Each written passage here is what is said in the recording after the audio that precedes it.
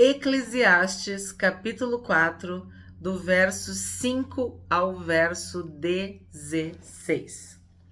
O tolo cruza os braços e destrói a si mesmo. Tava demorando pro tolo aparecer, né? A gente estudou exaustivamente o tolo no estudo de Provérbios. 6. Melhor é um punhado de descanso do que ambas as mãos cheias de trabalho e correr atrás do vento. Então, aqui nós temos uma crítica, vamos dizer assim, ao que cruza os braços e destrói a si mesmo. Quer dizer, é o tolo que, além de ser tolo, é preguiçoso. Ele não faz nada por si mesmo. Lembra do tolo, do preguiçoso, que não tinha iniciativa, ânimo de pegar comida no prato e levar à boca? Lembra? Pois bem, esse tolo, esse preguiçoso, se destrói. Ele faz mal para si mesmo, que vive num ambiente insalubre, que não bota o lixo para fora, que não limpa, que não lava, que não faz manutenção, que não cuida de nada. Então, ele cruza os braços, ele não faz nada.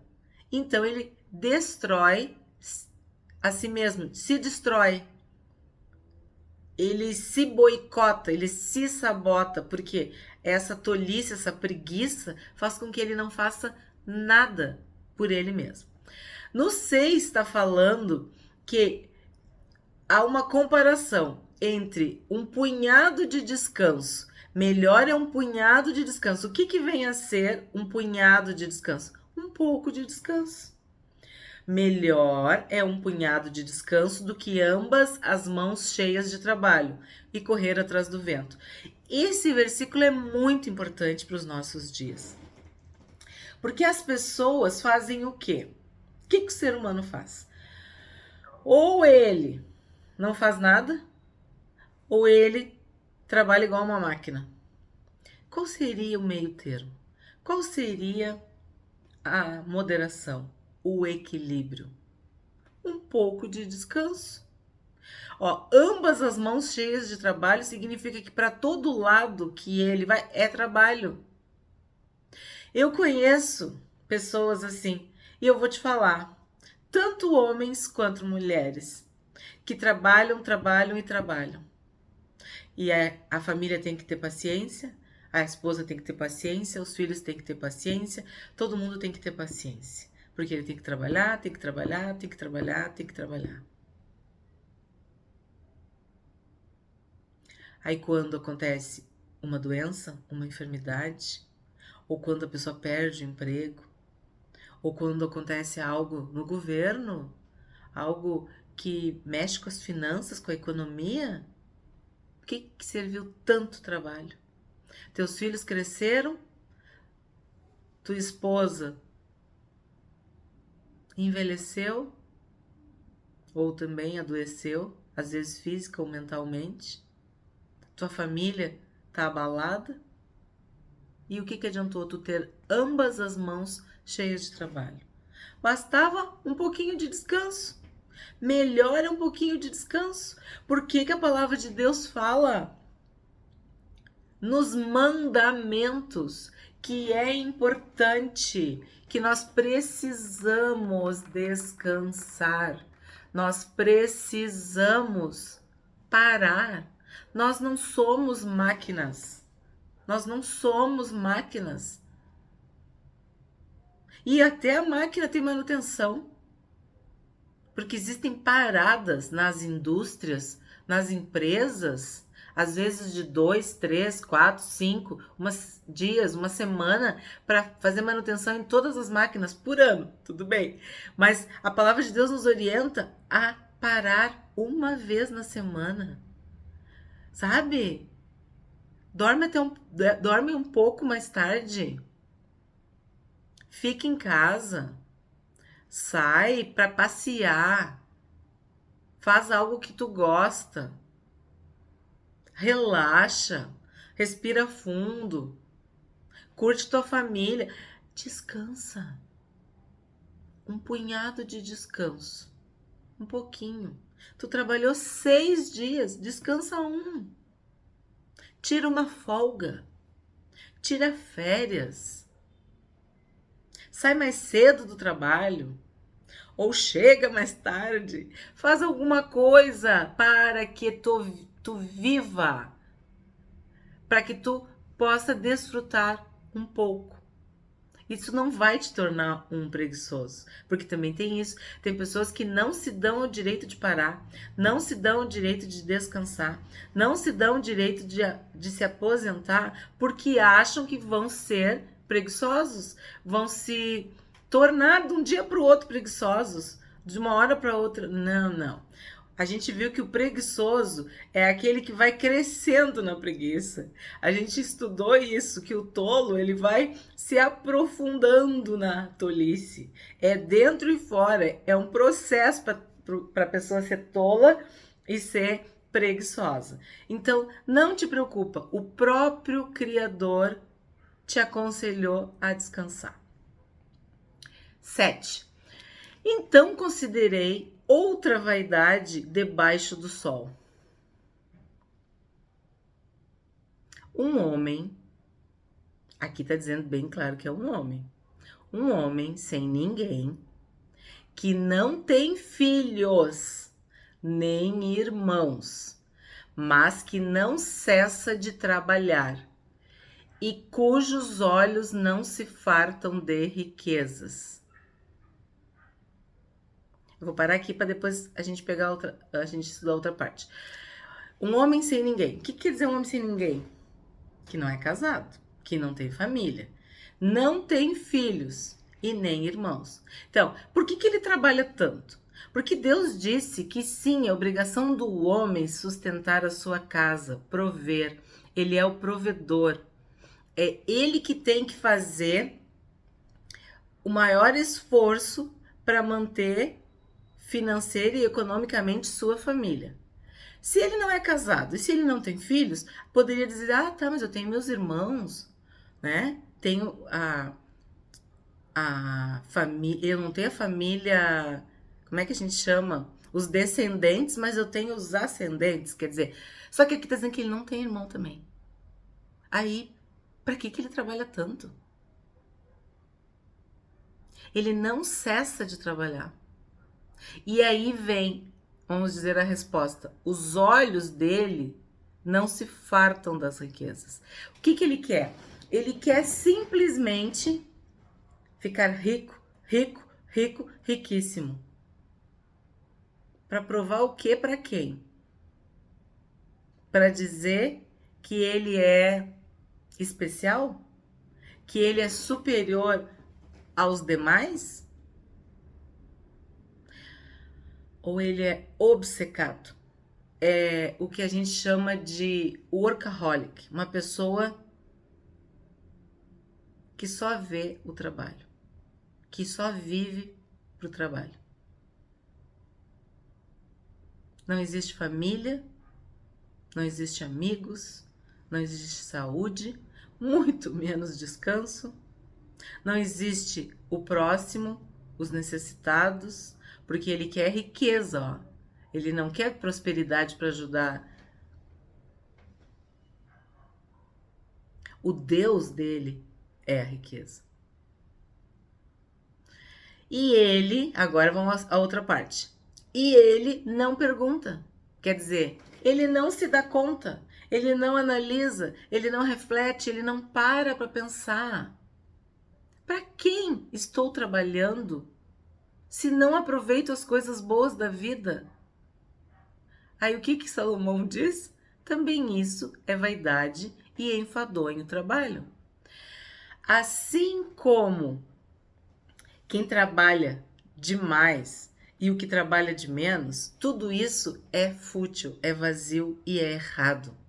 É algo que não tem valor.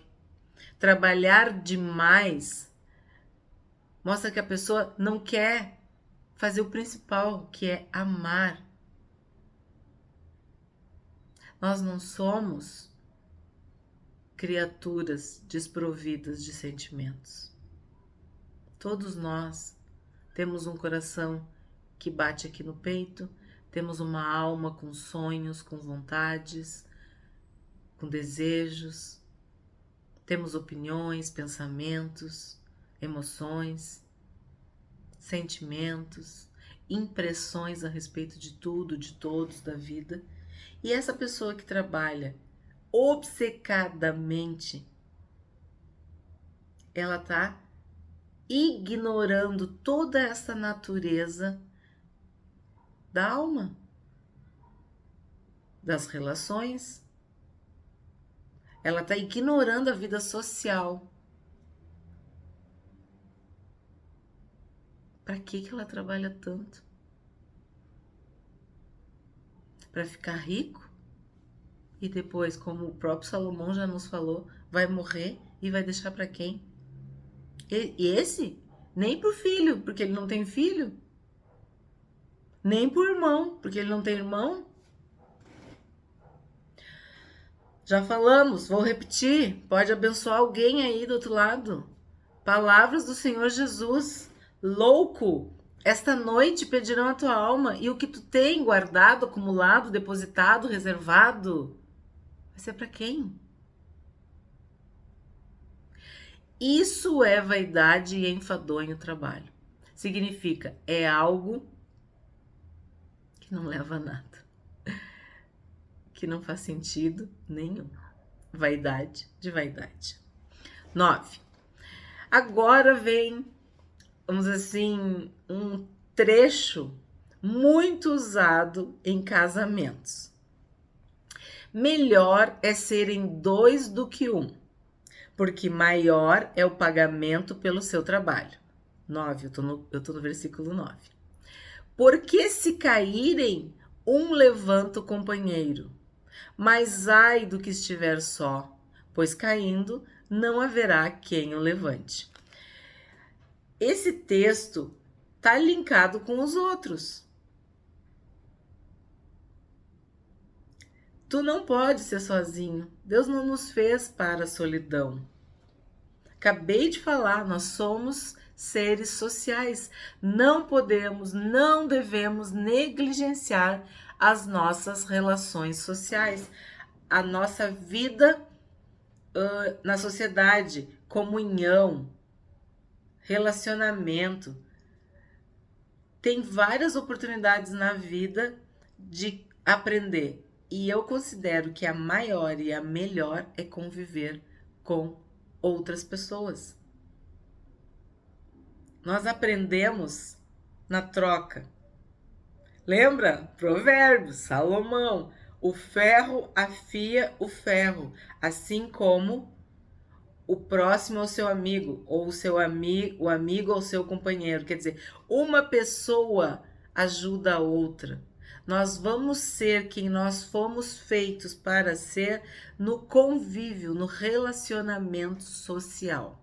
Então, por isso que é melhor serem 2 do que 1.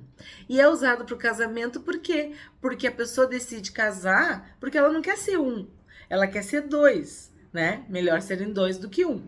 Claro, espiritualmente, nós sabemos que é uma só carne, são 2 que viram 1. Mas o que ele está querendo dizer?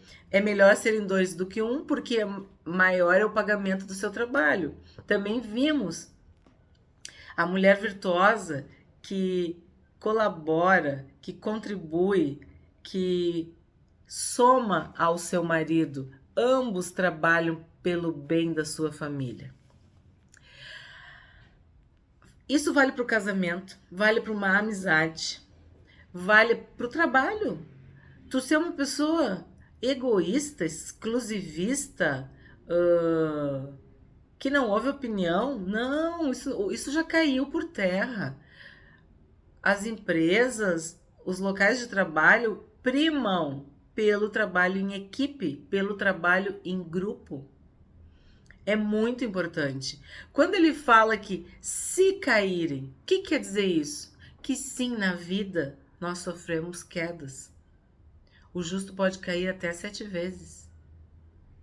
Então, quando a gente cai, quando a gente tropeça, quando a gente sofre um revés, é importante ter um amigo, é importante ter uma pessoa que nos ama, que nos estende a mão. Não é para nós ficarmos mal acostumados, não é isso. Não é para tu sempre depender dos outros para tu te levantar das tuas quedas, não é isso. É muito importante ajudar o próximo. E quão bom e agradável é quando os irmãos, quando nós andamos em união, unidos. É isso que está falando aqui. Porque se caírem, um levanta o companheiro, mas ai do que estiver só, pois caindo não haverá quem o levante. Então, é bem provável que ao longo da tua vida, tu já caiu. E tu viu como dói estar no chão e não ter ninguém para te ajudar a levantar. E vice-versa. Tu viu um amigo cair e tu foi ajudar? Ou tu abandonou, virou as costas e deixou ele caído? 11. Também, se 2 dormirem juntos, eles se aquecerão. Mas, se for um sozinho, como se aquecerá? Aí, sabe o que me lembra? Do pai dele, de Davi. Quando Davi estava no fim da vida e eles levaram uma moça, uma donzela, para aquecer Davi, porque ele já estava tão debilitado que ele não se aquecia. E olha que menção que ele faz aqui, né? Claro, também no casamento a gente sabe, né?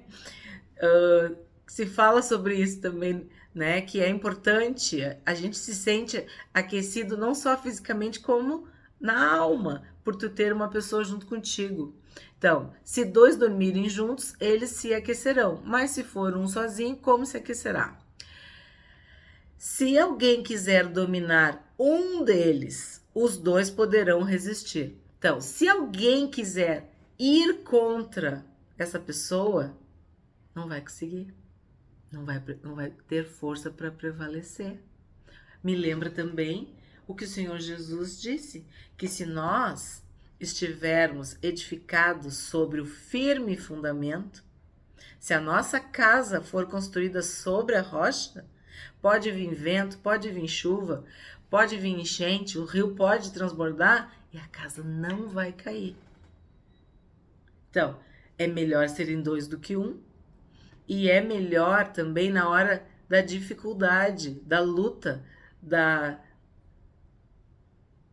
daquilo que vem de forma externa para te abalar, para te destruir. 12, continuando. Se alguém quiser dominar um deles, os 2 poderão resistir. O cordão de 3 dobras não se rompe com facilidade. De novo, esse texto é muito usado nos casamentos. Cordão de 3 dobras. É a ideia de o homem, o esposo, a mulher, né, a esposa, e Deus. De um triângulo que forma o casamento. O homem, a mulher e Deus. A mulher ama a Deus, o homem ama a Deus. Deus ama o homem e a mulher, o homem ama a mulher ama o homem. Quer dizer, é um cordão de 3 dobras. E esse cordão de 3 dobras não se rebenta com facilidade, não se rompe com facilidade. Por quê? Porque Deus une o casal, o homem e a mulher. E 3 dobras também lembra o quê? O Espírito Santo. A Trindade. Se o Espírito Santo habita em nós, nós não estamos sós. O Deus conosco, o Deus Emanuel. Então, Deus Pai, Deus Filho, Deus Espírito Santo. Nós vimos também, nós somos corpo, alma e espírito. Às vezes a gente está com uma doença física, mas a nossa alma e o nosso espírito estão fortalecidos. Às vezes o nosso corpo está saudável, mas a nossa mente está atribulada, está perturbada, está deprimida, está ansiosa. Então, o espírito e o corpo mantêm aquela alma. E sim, se o nosso espírito for fortalecido, renovado em Deus, o nosso corpo e a nossa alma estão também renovados e fortalecidos. Que o nosso corpo e a nossa alma e o nosso espírito sejam mantidos irrepreensíveis, íntegros até a volta do Senhor Jesus. Então, tudo isso me lembra e também ilustra o cordão de 3 dobras. 13. Melhor é o jovem pobre e sábio do que o rei velho e tolo, já que não se deixa admoestar. Aqui me lembra de Davi de novo, quando ele fala do rei velho e do rei insensato. Saul era insensato, Davi era sábio, era um homem segundo o coração de Deus. Salomão era sábio, mas agiu como um insensato quando ficou velho. Será que ele não está falando de si mesmo? Porque a pessoa muito inteligente, ela consegue fazer esse exercício, viu? A pessoa sábia, ela consegue vencer as lutas que vêm, seja as lutas internas, seja as lutas externas. E Salomão era sábio. Então ele está falando agora como que o que o rei sofria por dentro e o que o rei ou reino ou reinado por fora. Presta bem atenção que tu vai entender. Eu vou ler tudo, tá? Do 13 ao 16. Melhor é o jovem pobre e sábio do que o rei velho e tolo, que já não se deixa admoestar. O que é admoestar? Ser corrigido, repreendido. Não aprende mais. Acha que já chegou ali naquela idade, no fim da vida, não precisa aprender. Porque ele saiu da prisão para reinar, embora tenha nascido pobre em seu reino. Vi todos os viventes que andam debaixo do sol, como o jovem sucessor, que ficará em lugar do rei. Era sem conta todo o povo que ele dominava, mas os que virão depois não estarão contentes com ele. Na verdade, também isto é vaidade correr atrás do vento. Parece um enigma, né? Mas eu interpreto, não sei se vocês concordam comigo, que parece que ele está falando em código, como assim, ó, Salomão foi, não Salomão especificamente, mas o reinado de Salomão foi abalado, ameaçado por Jeroboão, que era, vamos dizer, o líder, o capataz dos trabalhos forçados. O Alexandre disse que ele era o chefe sindical, que ele era o líder do sindicato. Então, Jeroboão começou a reclamar, dar voz aos hebreus que estavam descontentes com os altos impostos de Salomão e com o trabalho escravo, trabalho forçado, que ó que a gente viu lá no início do capítulo. E aí ele vira um líder, tá? E Salomão quer matar Jeroboão. Salomão estabeleceu o reino dele sem dar um tiro, como a gente diz. Davi guerreou, era guerra, sangue, era uma dificuldade absurda de Davi, o rei Davi. Entregou tudo tranquilo para Salomão. Salomão começou a fazer casamentos para manter a paz com todos ao redor. A gente já viu isso. Te convido a assistir o vídeo sobre Saul, sobre Davi, sobre Salomão, que tu vai entender bem direitinho a história. Aí, Salomão se vê ameaçado por Jeroboão e ele quer matar Jeroboão, mas Deus dá direção para ele para ir olha para onde? Para o Egito e ficar lá resguardado. Até que Salomão morre. Quando Salomão morre, quem reina no seu lugar? Roboão, que é um rei jovem, inexperiente e tolo, que coloca tudo a perder. Então, ao meu ver, esses versículos são meio que um jeito muito inteligente de contar isso.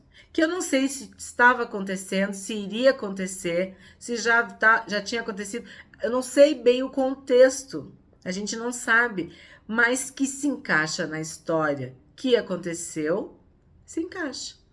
porque Roboão meteu os pés pelas mãos, fez tudo errado. E Israel foi dividido.